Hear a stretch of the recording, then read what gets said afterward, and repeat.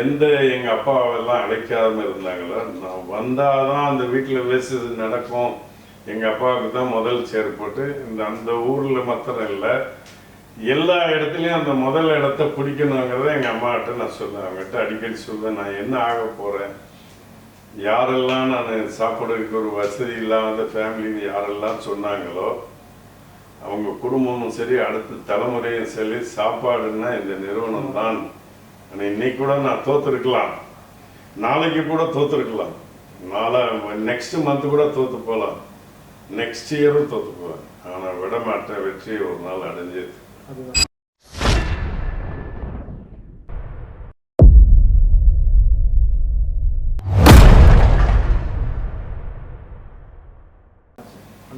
அந்த ஒரு சின்ன வயசுல போட்ட வைராக்கியம் பல முறை என்னுடைய ப்ராஜெக்ட் எல்லாம் தோல்வியாயிரும். என் உள்ள போற இப்ப இந்த சட்டைக்குள்ள ஒரு பனியன் போட்டிருக்கேன், இந்த பனியன் இல்லாம இருப்பேன். நான் பனியன் போடலன்னா எங்க ஒய்ஃபுக்கு தெரிஞ்சிடும் ஏதோ ஒரு ப்ராஜெக்டுக்காக ஏதோ பண்றாரு. அவங்க உஷாராவாங்க, சரி எதுக்கோ ஒரு இதுக்காக தன்னுடைய திட்டத்துக்காக அதை போடாம போறாரு. இந்த மாதிரி எனக்குள்ளேயே ஒரு சில இதுகள்லாம் எழுதிட்டு சவால்கள் எழுதுவேன். இன்னைக்கு எதை மிஸ் பண்ண 4 மணிக்கு எழுந்திரிக்கணும்னு நினச்சேன், 4:30க்கு எழுந்திரிக்கிற நேரத்தில் 3:30க்கு எழுந்திரிச்சிட்டேன். இன்னைக்கு இந்த அமெரிக்காவில் பிரான்ச் ஓப்பனிங், இன்னைக்கு பாஸ்டனில் 11வது பிரான்ச். அந்த சந்தோஷத்தில் அவனே சொன்னான், என்னென்ன எந்திரிச்சிட்டிங்க என்ன, இல்லை நீ வீடியோ காலில் வந்து நான் ரெடி ஆகிட்டேன். அந்த இனாகரேஷன் அப்படியே காமிச்சேன், அப்படியே சந்தோஷமாக பார்த்தேன். என் ஒய்ஃபையும் எழுப்பிட்டு பார்த்தேன், அவங்க நல்ல தூக்கத்தில் இருந்தேன், சரி விட்டேன். நம்ம அந்த ஒரு இது இந்த ப்ராஜெக்டுன்னு திட்டம் போட்டோம்னா அவருக்கு என் பார்ட்னர் கூட ஏன்னா நைட்டில் எழுந்திரிச்சிங்க நான் வீடியோ எடுத்து போட்டுருவேன். இல்லை நீ பாட்டு நீ பூஜை பண்ண நான் பார்த்துட்டு இருக்கேன், நான் போக வேண்டியது போக முடியல. இது மாதிரி எதெல்லாம் செய்யணும்னு நினைக்கிறோமோ, எதை அடையணும்னு நினைக்கிறோமோ அதில் எல்லாருமே அவங்களுடைய கோலை ஃபிக்ஸ் பண்ணோம்னா கண்டிப்பாக ஜெயிக்க முடியும். அதனால் நீங்கள் சின்ன வயசுலேயும் சரி முதல்ல அப்பா அம்மாவுடைய சந்தோஷத்தை அதிர்ஷ்டத்தெல்லாம் அங்கேருந்து தான் வாங்க முடியும். ஒரு பெற்றோர்கள் நினைஞ்சிருந்தாங்கன்னா நம்மளை உருவாக்காமல் விட்டுருக்கலாம், குழந்தையே வேண்டான்னு கூட இருந்திருக்கலாம்.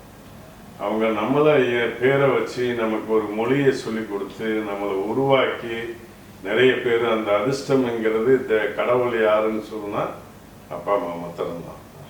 அந்த அதிர்ஷ்டம் ஒன்று இருந்தால் மாத்திரம்தான் நம்ம வாழ்க்கையில் ஜெயிக்க முடியும். அது என்னுடைய அனுபவத்தில் அதை நினச்சிருக்கு. என்னதான் ஸ்கில்லு திறமை இருந்தாலும் என்னதான் படிச்சிருந்தாலும் அந்த அதிர்ஷ்டம்ங்கிற ஒரு சூத்திரத்தை எங்கே வாங்குறது அதிர்ஷ்டம்னு நிறைய பேருக்கு தெரியாது. யாரோ சொல்லுவாங்க நீ அந்த கோயிலுக்கு போ கிடைக்கும்பாங்க, யாரும் சொல்ல தேவையில்லை. அப்பா அம்மாவை சுற்றி அவங்கள சந்தோஷப்படுத்தி அவங்களுடைய எண்ணங்களை ஈடேறினாலே இவங்களுக்காகவே நான் ஓடி இருக்கேன். நான் ஹோட்டல் வைக்கிற காரணமே என் தாய்க்கு பீரோவுக்குள்ள வைக்கக்கூடாது, வைக்கிற அளவுல இருக்கக்கூடாது என் நிலை. அவங்களே சொல்லுவேன், ஏன்டா இவ்வளோ ஐட்டம் திங்கிற மாதிரி இப்போ பார்த்தியா உன்னையால சொல்ல முடியல பார்த்தியா, முந்தி நாங்கள் எதையுமே எனக்கு கொடுக்காத இந்த இதே அம்மா இப்போ எது இவ்வளோ சாப்பிடாதுங்கிற நிலைக்கு நான் வந்திருக்கேன். நீ அந்த மாதிரி இருங்கன்னு அவங்களுக்கு எல்லாம் அழகு பார்த்துட்டேன். என்னுடைய டிபியில் பார்த்தீங்கன்னா எங்கள் அம்மாவுடைய அந்த காசு மேலே போட்டு தான் இருக்கும். அதை அப்படியே அவங்களுக்கு பல மடங்கு வேல்யூ பண்ணி அந்த தெய்வத்துக்கு அவங்களுக்கெல்லாம் ஒரு நம்ம திறமையை காமிக்கணும்னு உருவான எங்களுடைய குடும்ப சூழ்நிலைக்கு வந்த நாங்கள் இன்னைக்கு எங்களோட 20,000 பணியாளர்கள் நேரடியாக எங்களோடு சேர்ந்து பயணிக்கிறோம். 3 வேளை உணவு கொடுக்குறோம், நல்ல ஒரு சூழ்நிலையை கொடுத்துருவோம். ஹைடெக் பிஸ்னஸ் பண்ணுறோம் நாங்கள் எங்கள் சிஸ்டமேட்டிக்காக எங்களுடைய நிறுவனம் போயிட்டு எல்லாம் வாடிக்கையாளர்களுடைய ஆதரவு, நல்ல நிறைய அரசு உடைய ஆதரவு, எல்லோரும் எங்கள் சப்ளையருங்கெல்லாம் கூட இருந்து கொடுத்துருக்காங்க. கூட பணியாளர்களுடைய ஒத்துழைப்பு பெரிய பங்களிப்பு அவங்க எல்லாம் இருக்காங்க. இது கூட்டு சேர்ந்து எல்லாருடைய ஜர்னி. பட் தலைவர் யார், எத்தனை பேர் தேர்வு இழுத்தாலும் ஒருத்தர் லீடர்ஷிப் வேணும். அதை டெய்லி நான் மதிக்கிறேன். காலையில எழுந்திரிச்ச உடனே எங்கள் குழந்தை எங்கள் ஒய்ஃபுக்கு நல்ல கணவனாக இருக்கணும், பெட்லேயே ப்ரேயர் பண்ணுவேன். என் குழந்தைகளுக்கு நல்ல தகப்பனாக இருக்கணும்னு நினைக்கிறேன். என்னுடைய நிறுவனத்துக்கு ஒரு நல்ல தலை சிறந்த இதாக இருக்கு. அப்படி இந்த மாதிரி சமுதாயத்துக்கு ஏதாவது என்னால் நடக்கணும்னு ஃபிக்ஸ் பண்ணேன். நம்மளுடைய பிளானிங் எல்லாம் டெய்லி பிளான் பண்ணி அதை நோக்கி நம்ம செஞ்சோம்னா நம்ம திரும்பி பார்க்கும்போது எந்த பள்ளியில் என்னை யூனிஃபார்ம் போடாமல் வந்தேன்னு வெளியே அனுப்புனாங்களோ அதே ஸ்கூலுக்கு போய் சீஃப் கெஸ்டாக போனேன். அந்த ஸ்கூலுக்கு போய் ஒரு விலை மதிக்க முடியாத டொனேஷன் வச்சேன். அவங்க என்னை யாருன்னே தெரியல, அவங்க பேச சொன்னாங்க. அப்போ தான் என்னுடைய அடிப்பட்டதும் என்னை அவமானப்படுத்தி வெளியே அனுப்புனதையும் ஸ்பீச் பண்ண. அப்போ என்னை அனுப்பின ஹெட் மாஸ்டர் இவங்கெல்லாம் வேற. இப்போ இருந்தவங்க குனிஞ்சு அப்படியே மன்னிப்பு கேட்டாங்க. இல்லை இல்லை சார், மன்னிக்கிறதுக்காக சொல்ல, பசங்களை மோட்டிவேஷன் பண்ணுறதுக்காக நான் இதை பேசுகிறேன். எந்த வாத்தியார் அவருடைய மோதிரத்தை வச்சு குத்துனாரோ என் தலையில், தலை வாரம் போதெல்லாம் அவரை நினச்சி பார்ப்பேன். அதே வாத்தியாரை நான் நேரில் போய் அவங்க வீட்டில் போய் சந்தித்தேன். அவர் என்னையே சார் போட்டு, வாங்க சார், யார் சார் நீங்கன்னு. நான் அவர்கிட்ட சொன்னேன், இந்த வருஷம் இந்த டேபிளில் இருந்தேன் சார், நீங்கள் கோவப்பட்டு யூனிஃபார்ம் சரியாக போட்டு வரலன்னு அந்த மோதிரத்தை திருப்பி பஞ்ச் பண்ணீங்க சார். டெய்லி தலை வரும் போதெல்லாம் உங்களை நினைப்பேன். யார் சார் எனக்கு நீங்கள் யாருன்னே தெரியலையே. நான் தான் ஏடிபி அடையாளம் ஓனர். சார் உள்ள வாங்கன்னாரு. சார் சொல்லாதீங்க, பழையபடி பேர் சொல்லுங்க, உங்கள் பையன் எப்படி இருக்காருன்னு கேட்டேன். அப்போதான் அவருக்கு தெரியும், எனக்கு தெரியல, பட் அடையாளம் பண்ண தெரியுது. ஸ்கூலில் படிச்சதெல்லாம் அவருக்கு ஞாபகம் வரல. நான் பரவாயில்ல, ரொம்ப சொல்லிக்கலை, ரொம்ப சொல்ல, தலை வரணும்னா நீங்கள் ஞாபகத்துக்கு வருவீங்க சார். அப்படியா இருந்தாரு. ஆமாம் சார். அவங்க ஒய்ஃப் எல்லாம் ரொம்ப பேசி வெளியே போகும்போது சொன்னேன், இந்த மோதிரம் போட்டிருக்கீங்களா சார்ன்னு கேட்டேன். அவர் ஏன் சார்ன்னாரு. இல்லை நீங்கள் அப்போ ஒரு பஞ்சு வச்சுங்க என் தலையில், எல்லாரையும் மோதிரத்தை திருப்பி குத்திடுவார், ரத்தம் வர மாதிரி. இதெல்லாம் அவரை பார்க்கணுன்னே அந்த லிஸ்ட்ல எழுதி வச்ச லிஸ்ட்ல இவர்கிட்ட நான் யாரை எப்படி ஆயிருக்கேன்னு போய் காமிக்கணும்னு. அவர் எங்கள் ஊரை தாண்டி ஒரு பெரிய ஊரில் இருக்காதான் பேர் என்ன, அவர் எங்களுக்கு எல்லாம் கல்வி கற்றுக் கொடுத்த ஒரு ஆசை. அது அந்த நேரம் அந்த சூழ்நிலை நம்ம சரியாக நடந்துக்கல. பட் குடும்ப வறுமை அவருக்கு தெரியாது. நம்ம ஏதோ விளையாட்டுக்கு இது பண்ணேன்னா அந்த மாதிரி ஃபேமிலி. பட் ஏன் சரியாக போட்டு வர முடியல, ஏன் இதெல்லாம் பண்ண மாட்டேங்கிறாங்கிறது, ஃபீஸ் ஏன் கட்ட முடியல, அந்த மாதிரிலாம் இருக்குது. அதெல்லாம் என் பசங்களெல்லாம் நினச்சி பார்ப்பேன். இப்போ எல்லாம் அந்த இன்டர்நேஷ்னல் ஸ்கூலில் நல்ல ஒரு பெரிய நிலைக்கு வந்திருக்காங்க. நான் நினைக்கும் போது என் தாய் தந்தைன்னு நினச்சி பார்ப்பேன். இவங்க எவ்வளோ கஷ்டப்பட்டு, நமக்கே எவ்வளோ வருத்தம் இருக்குன்னா அவங்க எவ்வளோ துடிச்சிருப்பாங்க. அந்த எண்ணத்தெல்லாம் போகிறதுக்கு அடிக்கடி சொல்லுவேன். அப்போ ஹார்வர்ட் யூனிவர்சிட்டியில் ஒரு நாள் நான் போய் கெஸ்ட் லெக்சர் கொடுக்க வேண்டிய காலம் வரப்பட்டாங்க. நான் இங்கே போகாத பசங்களுக்கெல்லாம் சொல்லுவேன், நீங்கள் யாரெல்லாம் இந்த தன்னால் முடியும்னு நம்பிக்கை இருக்கோ அவங்கெல்லாம் கண்டிப்பாக ஆண்டர்பிரனர் ஆகி நீங்கள் பெரிய சாதனைகள் எல்லாராலையும் முடியும். கடலில் எல்லாம் இருக்குது, அதை எந்த மாதிரி யூஸ் பண்ணுறாங்கிறது தான் முக்கியம். கடலில் மெரினாவில் ஒருத்தர் மீன் பிடிக்கிற தொழில் பண்ணுறாரு, கரையில் நின்று ஒரு தூண்டியில் ஒவ்வொன்றா புழுவை மாட்டி பிடிக்கிறார். அவர் ஒரு நாளைக்கு 5 கிலோ 10 கிலோ எடுத்துகிட்டு போதுன்னு போயிடுறாரு. இன்னொருத்தர் சின்ன போட்டில் போய் அதே மெரினா கடற்கரையில் மீனை பிடிக்கிறார். ஒரு 50 கிலோ பிடிச்சிட்டு அவர் போதுன்னு போயிடுறாரு. அதே மெரினா கடலில் ஒருத்தர் கப்பலை எடுத்துகிட்டு உள்ளே போகிறாரு. ஒரு 5000 கிலோ 10,000 கிலோ எடுத்துக்கிறாரு. எல்லாருமே சேம் ஏரியாவில் பிஸ்னஸ் பண்ணுறாங்க, சேம் தொழிலை பண்ணுறாங்க, சேம் இதில். பட் அவங்களுடைய அப்ரோச், அவங்க பிளானிங் இதில் தான் மாற்றம் வருது. இதை மாதிரி தான் வாழ்க்கையில் எல்லாரும் ஆண்டர்பிரனர் என்ன பண்ணுறாங்கன்னா அந்த கரையிலேயே நின்று சாதிக்கணும்னு நினைக்கிறேன். தேவையான எக்யூப்மெண்ட்டு பிளானிங்கை பண்ணிவிட்டு கொஞ்சம் ஆழத்தில் போனாங்கன்னா, சேஃபாக உள்ளே போனாங்கன்னா பெட்டர் ரிசல்ட் வரும். அந்த மாதிரி தான் வாழ்க்கையும் கூட. எல்லாருமே என்ன பண்ணுறது, எங்கள் அம்மா அடிக்கடி சொல்லுவாங்க, வாழ்க்கையில் கசக்கினா தான் ஒரு வேல்யூ கிடைக்கும் பாரு. நல்ல ஹார்ட் ஒர்க் பண்ணோம், நிறைய மோட்டிவேட் பண்ணுவாங்க. நீ இந்த இனிப்பு கடையில், நாங்கள் இருந்த கடையில் மற்ற நிறுவனங்கள் நல்லா ஃபேமஸாக இருக்கும். அப்போ நாங்கள் இங்கே நமக்கு சரியாக விற்கலையே, நம்ம ப்ராடக்ட்டு சரியில்லைங்கிறாங்களேங்கிற வருத்தம் இருக்கும். அப்போ மோட்டிவேட் பண்ணுவாங்க, நீ முதல்ல வரணும்னா ஏன் வர முடியலன்னு கொஞ்சம் பிளான் பண்ணு, அவங்கள விட நல்லா ஸ்வீட்டு எல்லாம் காரெல்லாம் போடுது, அதை மாற்றி யோசிச்சு பாரு. அப்போ ஃபஸ்ட்டு பிளேஸ் வரணும், நம்ம தான் ஃபஸ்ட்டு இருக்கணும் அப்படின்னு இப்படியே போராடிட்டு இப்போ நம்ம சவுத் இந்தியாவில் ஃபஸ்ட்டு அப்படியே இருக்கும். இப்போ இந்தியாவில் இருக்கும், உலகத்தில் இருக்கணும்னு போகிறோம். இந்த மாதிரி எல்லாரும் நினச்சாங்கன்னா இப்போ ஒரு ரோஜா மலர் இருக்கு, அதுக்கு ஒரு 250 ரூபா கிலோ கிடைக்குது. ஒரு கொப்பரை தேங்காய் இருக்கு, அது ஒரு 150 ரூபா கிடைக்குது கிலோவுக்கு. பட் ஒரு வேர்க்கடலை இருக்கு, அது ஒரு 100 ரூபாய் கிடைக்குதுன்னு வச்சுக்குவோம். அந்த வேர்க்கடலை செக்கில் ஆட்டி எடுத்து அந்த வேர்க்கடலை எண்ணெய் ஆயிடும். தேங்காய் கசக்குனா தேங்காய் எண்ணெய் ஆயிடும். ரோஜா மலரை அத்தராயிடும், சென்ட் ஆயிடும். பட் அந்த ரோஜா மலரை விட கசங்கினதுக்கு அப்புறம் சென்ட்டுக்கு தான் வேல்யூ ஜாஸ்தி. இந்த தேங்காய்க்கு எண்ணெய்க்கு தான் மதிப்பு ஜாஸ்தி. வேர்க்கடலை இதுல என்ன சப்ஜெக்ட்னா, நீ கசங்காம ஒரு மலர் மாதிரி நின்றுட்டு நீ வாழ்க்கையில சாதிக்கணும்னு நினைச்சேன்னா அது முடியாது. அதனால எல்லாத்துக்கும் ரெடியான ஒரு ஆண்டர்பிரனருங்கிறவர் தன்னை ரொம்ப வர்த்திக்க வேண்டிய தேவையில்லை. தன்னை பண்ற வேலைகளை கரெக்டா பிளான் பண்ணி அது சரியான முறையில கொண்டு போனோம்னா அந்த நம்மளுடைய மதிப்பு வேல்யூங்கிறது பல மடங்கு கிடைக்கும். சார், ஸோ இப்போ அடையார் ஆனந்த பவன் வந்து A to B அப்படின்ட்டு பிராண்டிங் மாற்றிருக்கீங்க. ஸோ அதோட தேவை நீங்கள் எப்போ வந்து இந்த மாதிரி ரீபிராண்ட் பண்ணணும்னு உங்களுக்கு தோணுச்சு? அப்புறம் அந்த ரீபிராண்டிங்கோட இம்பாக்ட் பிஸ்னஸில் எப்படி இருந்தது? அப்புறம் இதை பார்த்து உங்கள் A to B அப்படின்னு ரீபிராண்ட் பண்ணுறதை பார்த்து காம்படிட்டர்ஸும் அந்த மாதிரி ரீபிராண்ட் பண்ணாங்க. ஸோ அதை பற்றி என்ன நினைக்கிறீங்க? இப்போ நம்ம எப்பயுமே வந்து காப்பி அடிக்கிறது ரொம்ப ஈஸி. இப்போ நாங்கள் வந்து ஸ்வீட்டுக்காக தான் எங்களுடைய மெயின் பிஸ்னஸ், கோர் பிஸ்னஸ் அதுதான். அப்பா அம்மாட்ட கற்றுக்கிட்டது எல்லாம் அதில் வந்தோம். இப்போ நம்பர் ஆஃப் கஸ்டமர் எவ்ரி 10 இயர்ஸ்க்கு பிஸ்னஸ் டிசைன் மாற்றுறதுக்கு ஐடியா பண்ணுவோம். அதுக்கப்புறம் ஸ்வீட்டு காலத்துலேருந்து சாட் ஐட்டம், ஐஸ்கிரீம் வந்தோம்.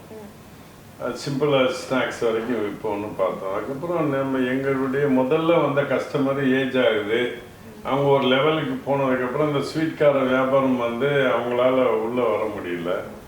அவங்களெல்லாம் ரீட்டைன் பண்ணோன்னு ஐடியா போட்டோம். அதுக்கப்புறம் இந்த நம்ம குறிப்பாக இந்த இடியாப்பம், ஆப்பம், அடவியல், இந்த மாதிரி சவுத் இண்டியன் ட்ரெடிஷ்னல் குழிப்பணியாரம் இதெல்லாம் பண்ணும்போது டெய்லி நம்பர் ஆஃப் ஃபுட்பால்னுபாங்க, நிறைய கஸ்டமர்கள் உள்ளே வர வைக்கணும்னு 2024 பிளான் பண்ணோம். இன்கேஸ் அடையார் ஆனந்த பவன் வந்து ஸ்வீட் பிராண்ட் ஆல்ரெடி எல்லாருக்கும் அது தெரியும். ஒருவேளை இந்த பிராண்டு நம்ம உணவு தொழிலில் ஒருவேளை நம்மளுக்கு ஒரு நல்ல ரிசல்ட் வரல, ஒரு நல்ல கஸ்டமர்கிட்ட நம்மளால் ஜெயிக்க முடியாமல் ஒரு சூழ்நிலை வந்தால் இந்த பிராண்ட் எஃபெக்ட் ஆகிடக்கூடாதுங்கிறதுனால அந்த அடையார் ஆனந்த பவனுடைய ஷார்ட் ஃபார்ம் தான் A2Bன்னு வச்சோம். அந்த AABங்கிறதுக்கு A2Bன்னு வச்சோம். ரெஸ்டாரண்ட்டுன்னு தனியாக வச்சு அது நல்ல சக்ஸஸ்ஃபுல்லாக ரொம்ப நாங்கள் எதிர்பார்த்த விட நல்ல ரிசல்ட் கிடைச்சது. நாங்கள் வந்து சென்னையில் வந்து எங்களை விட திறமை வாய்ந்தவங்க நிறைய பிராண்ட் இருந்தது, பெரிய பெரிய பிராண்டெல்லாம். அப்போ ஹோட்டல்ஸில் அப்பயும் இப்பயும் நிறைய பேர் இருக்காங்க. அதனால நாங்கள் என்ன பண்ணோம், சென்னையை விட்டு வெளியே போய் ஒரு ஸ்டோரி கிரியேட் பண்ணோம். ஜஸ்ட்டு பிரேக் அண்ட் கோன்னு ஒரு கான்செப்ட்.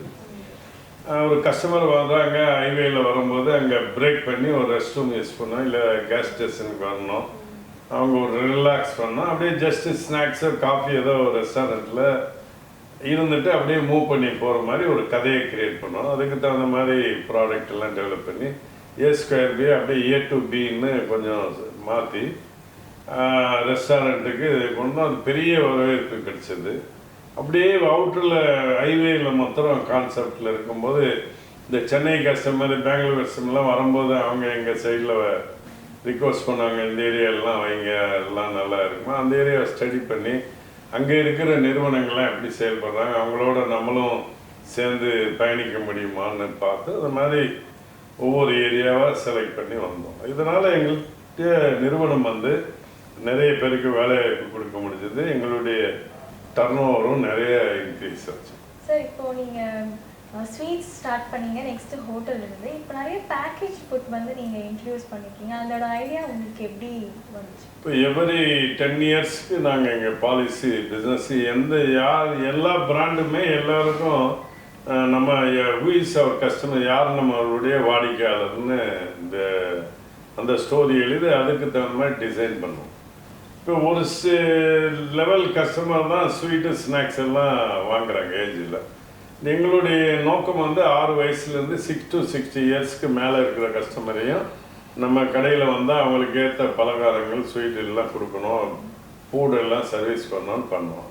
இப்போ இவங்க ஏன் பிரான்ச்சுக்கு வராமல் மற்ற நிறுவனங்களில் நம்மளுடைய ப்ராடக்ட் கொண்டு போகக்கூடாதுன்னு நாங்கள் இப்போ தமிழ்நாட்டில் வந்து மோர் தென் 1 lakh பெட்டிஸாக, அதாவது சின்ன சின்ன கடைகளில் அந்த பாக்கெட்டு யார் வேணாலும் வாங்கி சாப்பிட்ற மாதிரி ஒரு சின்ன லெவலு 5 to 10 rupees பாக்கெட்டெல்லாம் ஸ்நாக்ஸில் அறிமுகப்படுத்தணும்.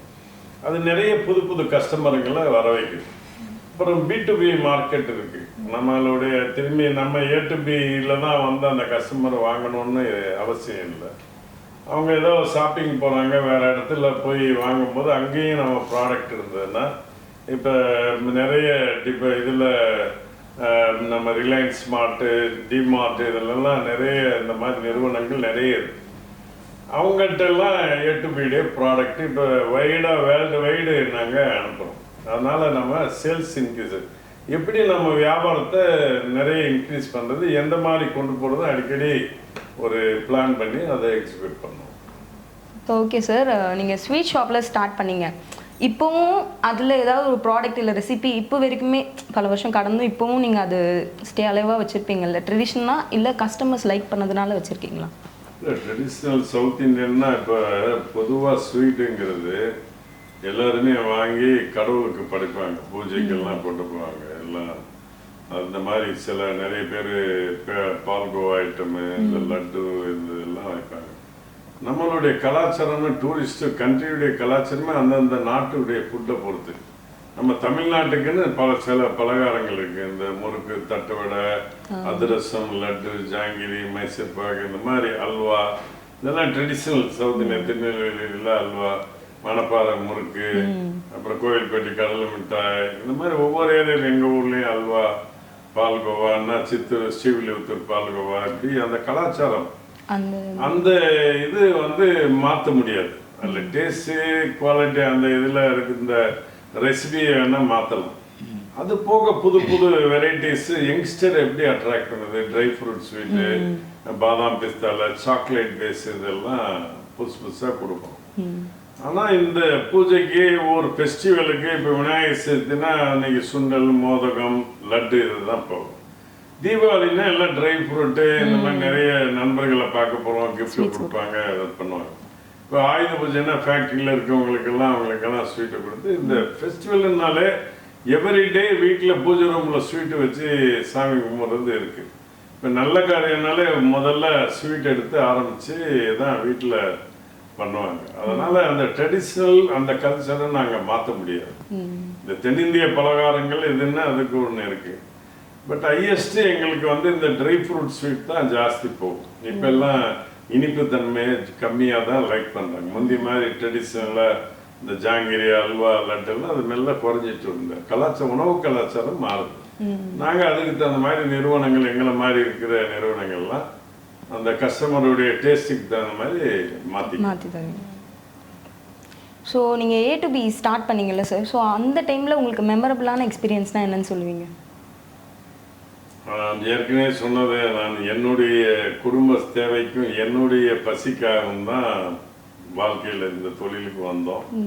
அதுக்கப்புறம் வாடிக்கையாளர்கிட்ட நிறைய ஐடியாக்கள் அவங்ககிட்ட இருந்து எடுப்போம், ஃபீட்பேக் சொல்லுவாங்க. அதெல்லாம் சொல்லும்போது எனக்கு பிடிச்ச சில எங்களுடைய பகுதியில் அந்த பக்கத்துலலாம் சில பலகாரங்கள்லாம் இருக்குது. குறிப்பாக வந்து எங்கள் வீட்டில் ட்ரெடிஷ்னலாக இந்த உளுந்து போட்டு வைக்கிற சாம்பார், சில ஃபேமிலியில் பண்ண அந்த தட்டு வடை, எங்கள் அம்மா பண்ண தட்டை, இதெல்லாம் அப்புறம் எங்கள் அப்பா போட்ட லட்டு, அல்வா, இதெல்லாம் அவர்கிட்ட நானும் கற்றுக்கிட்டேன். அந்த ஐட்டங்கள்லாம் நாங்கள் இன்க்ளூஸ் பண்ணிக்கிறோம். அதனால் அந்த முக்கியமான சில பிடிச்ச ஸ்வீட் எல்லாம் இருக்குது.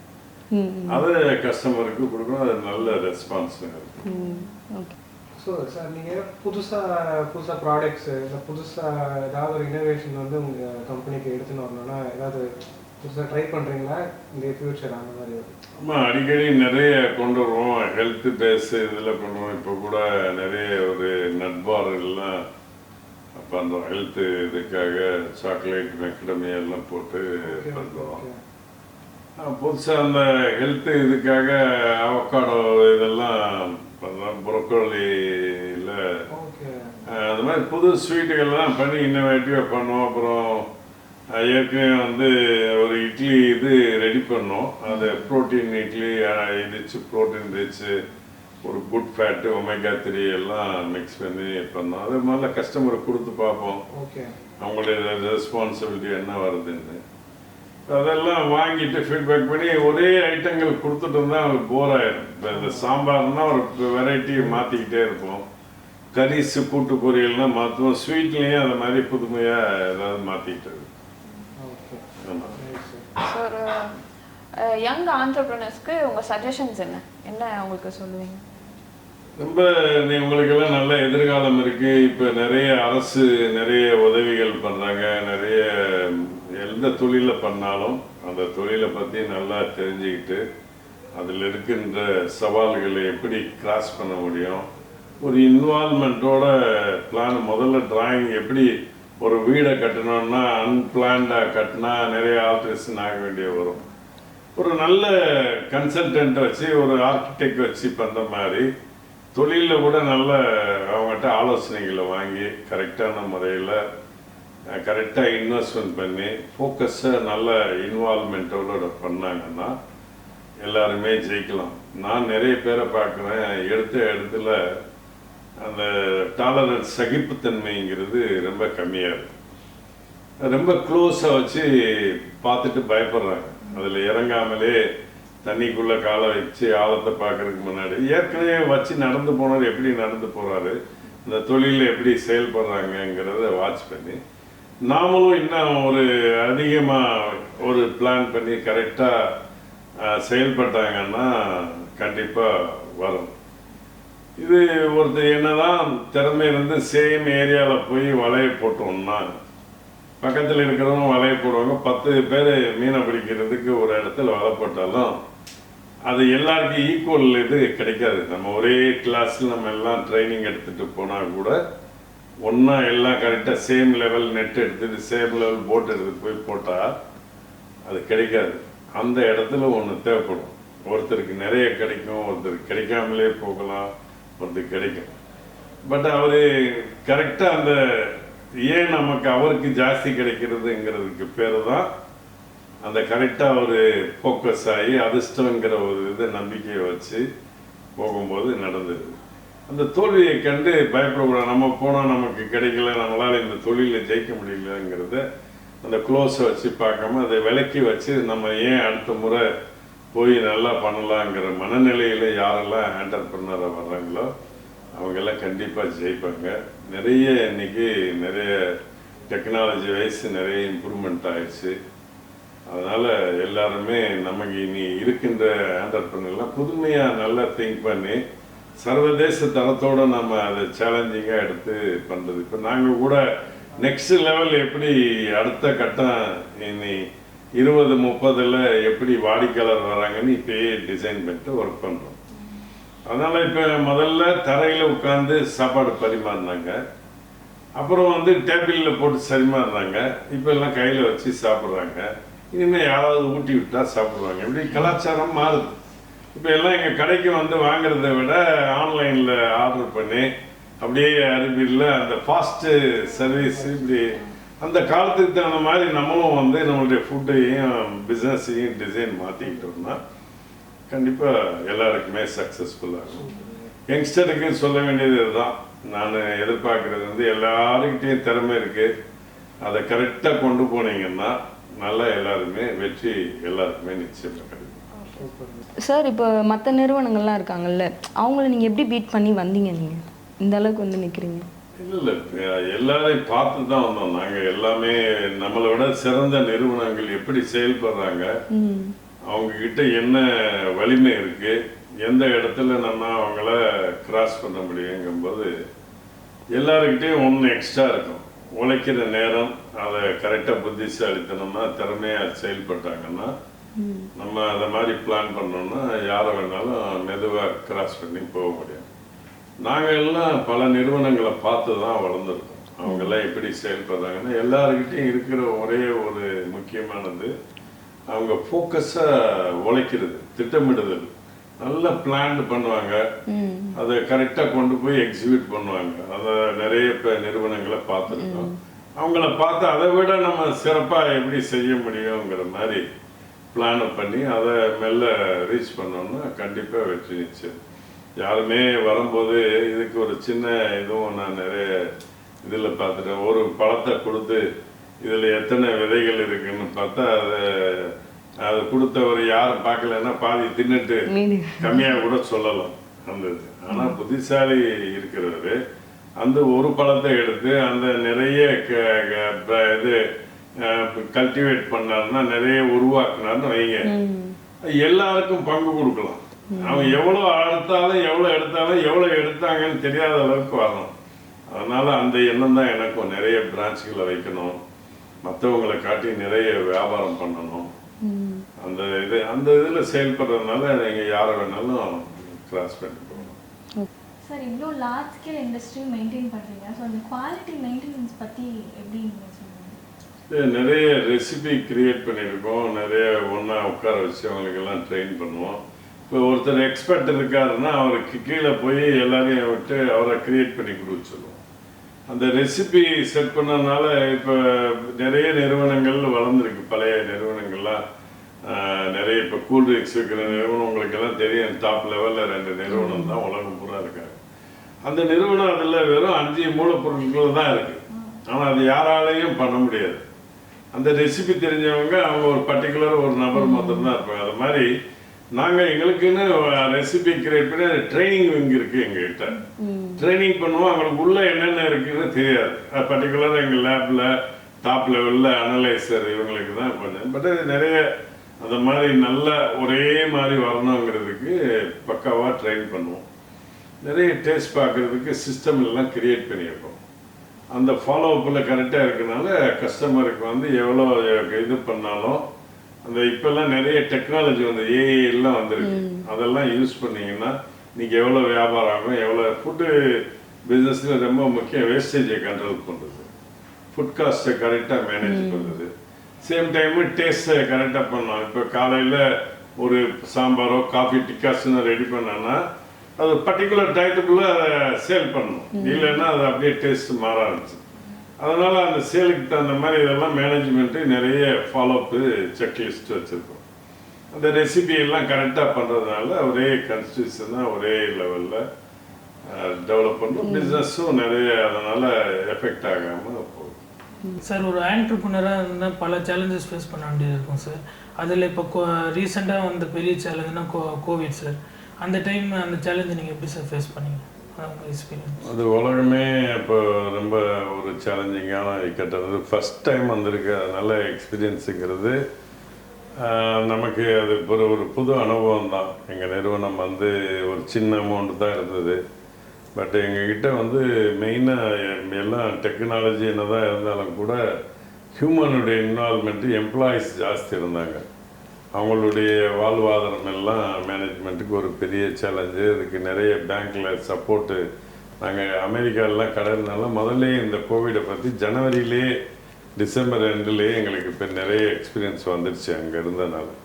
அதனால் அங்கே ஜனவரியிலே ப்ராஜெக்ட்டு போட்டு கொஞ்சம் லோனை வாங்கி ஒரு பெரிய அமௌண்ட்டை கம்பெனியில் வச்சுருந்தோம்.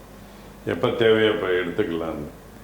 அது ரொம்ப சிக்கலான நேரம். தினம் வந்து வாழ்வாசாவாங்கிற மாதிரி ஒரு சூழ்நிலை. கஸ்டமர் தான் நம்மளை தேடி வரக்கூடாதுன்னு அரசு உத்தரவு போடுச்சு. நம்ம ஏன் கஸ்டமரை தேடி போகக்கூடாதுன்னு 2 மாதம் கழித்து தான் அந்த ஐடியா வந்தது. அப்புறம் எங்களது டெய்ரி யூனிட் இருந்தது. Farmers daily contract.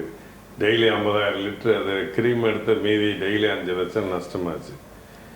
இதெல்லாம் எப்படி கம்ப்ளீட் பண்ணி எந்த ப்ராப்ளம் எப்பயுமே என்டர்பிரனர் ஆகணும்னா எங்கெல்லாம் சேலஞ்சு வருதோ அதை எப்படி கம்ப்ளீட் பண்ணலான்னு யோசிச்சுட்டு இருந்தோம்னா அது கண்டிப்பாக நம்மளால ஒரு சொல்யூஷன் கண்டுபிடிக்கணும்.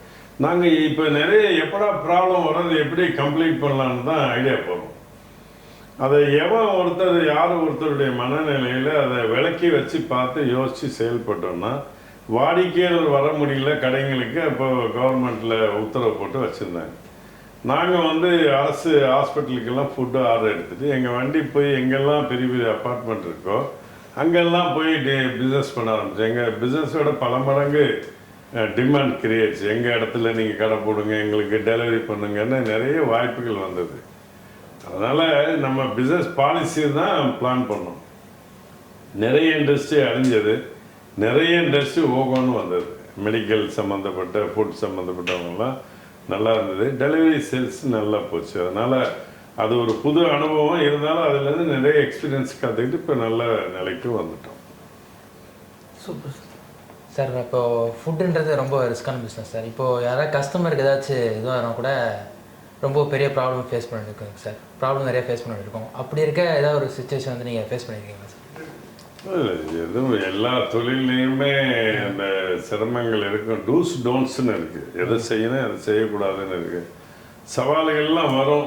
அதை சமாளிக்கணும்னா அவங்களுக்கு அந்த வேர்க்கடலை தேங்காயையும் ரோஜா மலரையும் சொன்னேன். கஷ்டங்கன்னா தான் சார் மதிப்பு கூடுது. நீங்கள் அதை வராமல் இருக்கிறதுக்கு நம்ம அந்த சரியான பிளானிங் வச்சுட்டு நல்ல முறையில் எந்த தொழிலில் இறங்கினாலும் நம்ம ஜெயிக்கலாம். நீங்கள் இறங்குறதுக்கு முன்னாடி இந்த ரோட்டில் போகிறோம், ஒருத்தருக்கு விபத்து நடக்குதுன்னு வச்சுக்குவோம். அதை பார்த்துட்டு நமக்கும் ஆயிருன்னு நினைக்கக்கூடாது. அது யாருக்கோ ஒருக்கானது கவனக்குறைவில் ஆகும். அதை வரவிடாமல் தடுக்கிறதுக்கு உண்டான வழியில் பண்ணிங்கன்னா வரும். சவால்கள் இல்லாத வாழ்க்கையே தோல்வி இல்லாத வெற்றியும் இதெல்லாம் எதிர்பார்க்கக்கூடாது. நான் ஏற்கனவே சொன்னேன்ல, எப்படி how to complete the problem, எப்படி சேலஞ்ச் பண்ணுறதை நம்ம ரெக்டிஃபை பண்ணுறது. இப்போ நாங்கள் இந்த மாதிரி எல்லாரும் வாழ்க்கையில் வந்து நான் யாரையும் குறிப்பிட்டு சொல்ல விரும்பல. நிறைய நிறுவனங்கள் வந்து அந்த நேரத்தில் பணியாளர்களுக்கு சம்பளம் கொடுக்கல. எங்கள் நிறுவனத்தில் இருக்கிறவங்களே நம்ம வேண்டாம் வேலை செய்ய நாட்கள் கொடுக்க வேண்டாம்னு. நான் இல்லை பரவாயில்ல நம்ம கொடுப்போம், நம்மளால் அதை இது பண்ணணும். அந்த ப்ராப்ளத்தை 2 மாதம் நைட் அண்ட் டே 3ஆவது மாதம்தான் வந்தது. இந்த நம்ம ஏன் வாடிக்கையாளர் தேடி போகக்கூடாது. அவங்கெல்லாம் வந்து வேலை செய்கிறதுக்கு பணியாளர்கள் வர தயாராகில்லை. அவங்களுக்கு அதில் ஒரு பங்கு கொடுத்தோம். நீங்கள் வந்து வேலை செய்கிறவங்களுக்கு நீங்கள் இவ்வளோ எடுத்துக்கோங்க, அங்கே கொண்டு போய் பிளாட்லலாம் நீங்கள் விற்றீங்கன்னா அவங்களுக்கும் ஒரு டிஸ்கவுண்ட் கொடுங்கன்னு சொன்னோம். அது நல்ல ஒரு வரவேற்பு வந்தது. அதனால் எந்த பிரச்சனைகள் வந்தாலும் அது எப்படி நம்ம அதை சார்ட் அவுட் பண்ணி அதை கம்ப்ளீட் பண்ணணும்னு இப்போ ஐடியா போட்டோம்னா பயப்படாமல் எதுலேயும் இறங்கணும். சேம் டைம் சேஃபாக போகும். அது இருந்தால் கண்டிப்பாக எந்த சேலஞ்சும் வந்தாலும் அது மீட் பண்ணும். Thank you for this opportunity sir. நீங்கள் சொன்ன வேர்ட்ஸ் ரொம்ப இன்ஸ்பிரேஷனாக இருந்தது. Was so powerful sir. ரொம்ப தேங்க்யூ. ரொம்ப நன்றி. அது நீங்கள் எல்லாம் ரொம்ப அழிச்சு சார். அது குறிப்பாக வேலைமாலில் வந்து நீங்கள் ஒரு தலை சிறந்த நிறுவனத்தில் யூனிவர்சிட்டியில் படிக்கிறீங்க. நீங்கள்லாம் வருங்கால நம்ம இந்திய நாட்டுக்கு இல்லாமல் உலக லெவலில் நீங்கள் நிறைய அச்சீவ் பண்ணோம். அந்த மாதிரி ஒரு உன்னதமான நிறுவனத்தில் உங்கள் பெற்றோர்கள் உங்களுக்கு வாய்ப்பை வாங்கி கொடுத்துருக்காங்க. நீங்கள் சிறப்பாக ஒரு வாழ்க்கையில் சாதிக்கணும். தேங்க்ஸ் வேலைமாலுடைய நிறுவனத்தை எல்லாருக்குமே, இந்த குறிப்பாக HOD அவர்களுக்கும் மற்றும் உங்களுடைய கல்லூரி சார்ந்த அத்தனை பேருக்கும் எங்கள் நிறுவனத்தின் சார்பாகவும் எங்களுடைய தொழிலுடைய நன்மைக்காக இந்த நிகழ்ச்சி அமைஞ்சதுன்னு நினச்சி பெருமைப்படுறேன். நன்றி, வணக்கம். Thank you sir. தேங்க்யூ.